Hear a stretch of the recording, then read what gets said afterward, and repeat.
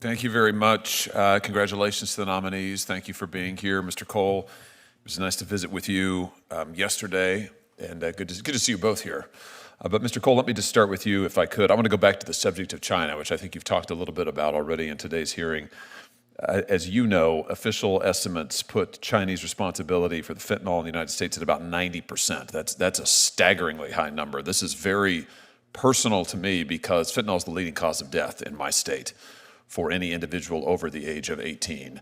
I could say as a former law enforcement official in my state that you can go to any community in the state of Missouri, rural, urban, north, south, east, west, doesn't matter, and you will find all of our communities awash in drugs that are coming from across the southern border largely, and many of them, the precursors at least, coming from China. So let me just ask you a little bit about what needs to happen with regard to our efforts in China. I'm aware of press reports, I'm sure you are too, that the DEA actually closed 2 of 4 field offices in China last year. My question to you is, what are we going to do to reverse the trend of retreating DEA operations in China? What do we need to do to send this in the other direction so that we stop the massive flow of fentanyl precursors ultimately into this country from there? Senator, thank you for your question. I appreciate the discussion yesterday as well. This is paramount that we re-engage with China with diplomacy, but also with strict sanctions and diplomatic pressure if they don't adhere to it.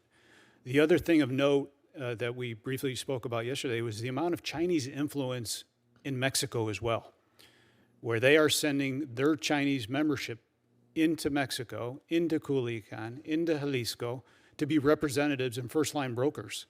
And that needs to stop immediately. And the Mexican government needs to cooperate and identify who those people are and allow us to conduct legal judicial cases against them.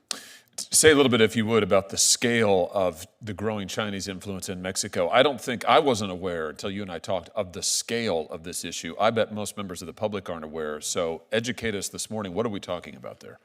So, Senator, when I was there in 2018, it was common knowledge that you could see the influence in Mexico City. We used to walk out of the U.S. Embassy and walk over across the street and see the influence of tour buses with Chinese nationals coming in and out of Mexico City. Some of the biggest money laundering cases that were being conducted in Mexico City were of Chinese nationals picking up bulk load cash in Mexico based on the transactions they had with the cartel leadership in Mexico. This is extremely disturbing. This has been going on for years. It has not been reported. It has not been properly investigated. And we need to build this multi-coalition of federal law enforcement, U.S. federal law enforcement, with judicial tools to reach deep into Mexico, target them, and bring them to justice because they are killing too many Americans every single day. What do we need to expect from our Mexican partners in this regard? What do we need to go to them and say, we need your cooperation with XYZ? I mean, map that out for us a little bit. So we are more than willing, the DEA and the other federal agencies that are involved in the law enforcement end of building that capacity, showing them what good looks like, bringing in the Colombians to show them what the roadmap was 25, 30 years ago. Was it perfect then? No, but they have an amazing police force currently in Colombia. They went from monitoring 20 phone lines initially to have the capacity to 18,000 phone lines and above today. We need that same cooperation in Mexico. This needs to stop. We need to quit losing American lives to this poison that is coming from Mexico, fueled by the Chinese. You and I also talked about the growing Chinese influence in Canada, which I think is also underreported and probably not well understood at all. Tell us about that. What is it that we need to be on the lookout for there, and what does DEA need to do in order to reverse the same trends that we're seeing? I think we've seen an increase not only in the population there coming across the northern border, but with the ports in Vancouver and other places, key critical staging ports to receive bulk cargo of shipments of precursors and other goods. It is a key stakeholder for the United States to have more of a presence in Canada, more of a bilateral agreement with Canada, and more of an urgency to stop not only the killing in the United States, but they are losing significant Canadian citizens due to fentanyl Is that her pen? in their country.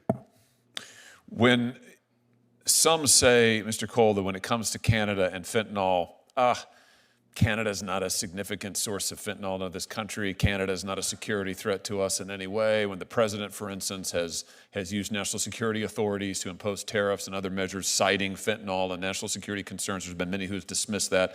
You're saying, though, today we need to be concerned about what's happening north of the border. The Canadians need to be concerned about what's happening with their own borders. Is that fair to say? That's fair to say, yes, sir.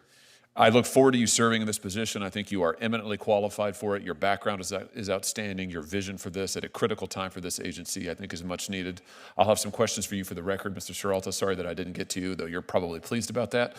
And with that, Mr. Chairman, I'll turn it back over to you. Thank you.